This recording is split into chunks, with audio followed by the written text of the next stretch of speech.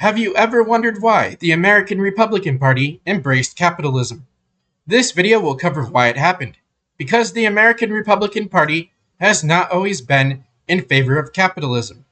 It is highly likely that the Republican Party will regress in the future with the way things are going, and I wanted to make a video before it does. Conservatism in the US and Europe tends to be reactionary. It tends to oppose whatever the liberals are doing. In the 1930s, the American Republican Party had to make a choice. It could choose to side with the new leftist socialist policies and collectivism that the liberals were supporting, or it could oppose these ideologies. The conservatives in both American political parties decided to band together and oppose the left's New Deal. The New Deal was the main reason why American conservatives started to embrace capitalism. Communism in the 1940s would end up giving conservatives further justification to support capitalism and free markets.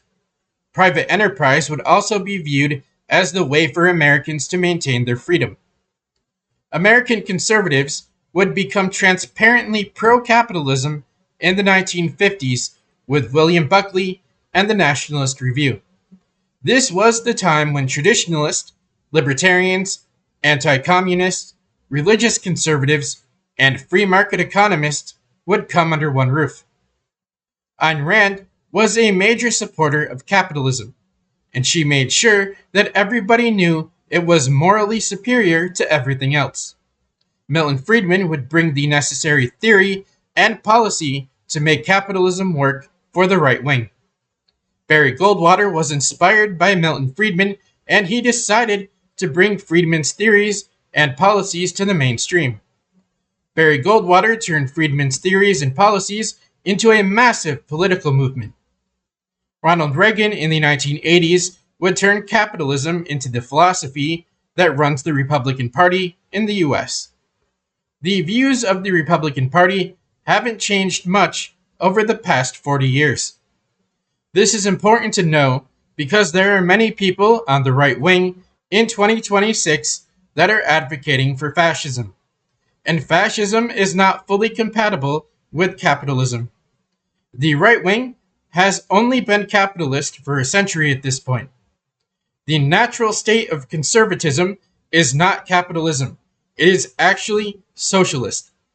Socialism has historically been right-wing coded, especially in Europe. The same could be said for communism with its forced marriage ideology. There was a point in time when everybody knew socialism was right-wing, but things changed over the last century. George Watson points this out in his book, The Lost Literature of Socialism. If you can find a copy of this book, then I highly recommend reading it. I personally prefer capitalism to everything else that is currently available. But the right wing can regress back to its more natural socialist state. I don't want to see this happen. Socialism is not compatible with paganism. Thanks for listening.